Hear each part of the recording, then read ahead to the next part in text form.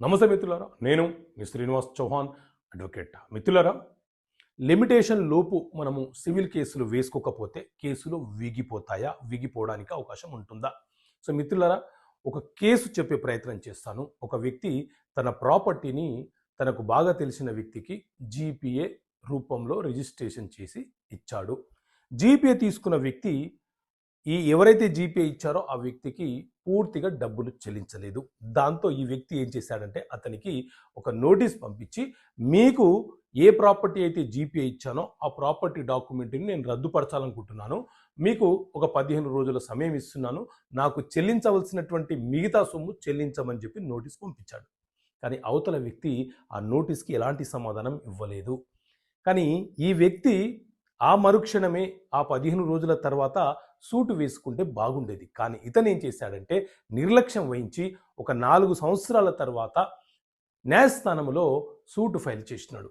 న్యాయస్థానము ఈ సివిల్ వివాదాన్ని విచారణ జరిపి కేసుని కొట్టివేయడం జరిగింది. ఎందుకు అనంటే ఏదైనా ఒక డాక్యుమెంట్ రిజిస్ట్రేషన్ అవుతుందో ఆ రోజు నుంచి 3 సంవత్సరాల లోపు దాన్ని క్యాన్సిలేషన్ చేయమని కోరే హక్కు అమ్మకందారుడికి జీపే ఇచ్చిన వ్యక్తికి ఉంటుంది.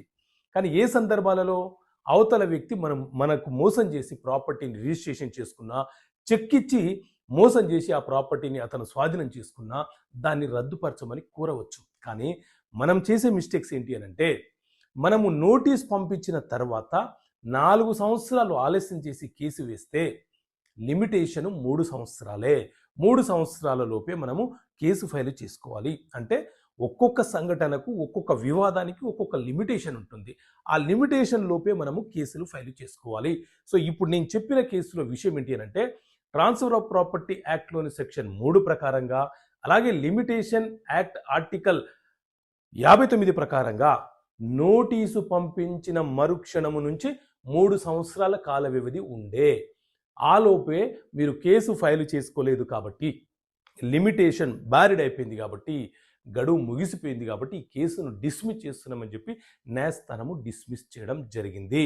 సో కొంతమంది నోటీస్ పంపించిన తర్వాత కొన్ని సంవత్సరాల తర్వాత కేసులు ఫైల్ చేస్తుంటారు. అవి వీగిపోయే ప్రమాదాలు ఉంటుంది. తస్మత్ జాగ్రత్త. సో మిత్రులారా, సో ఇలాంటి అంశాలను, చట్టపరమైన విషయాలను మీకు అవగాహన ఉండాలనే ఉద్దేశంతో ఈ పుస్తకాన్ని, చట్టపరమైన సమస్యలకు పరిష్కారం అనే పుస్తకాన్ని ఇంగ్లీష్ మరియు తెలుగు మీడియంలో మేము ముందుకు తీసుకొచ్చాము. ఈ పుస్తకం కావాలనుకుంటే ఇక్కడ కనిపిస్తున్న నెంబర్ కాల్ చేసి ఈ పుస్తకాన్ని మీరు పొందవచ్చు. Okay friends, thank you. జై హింద్.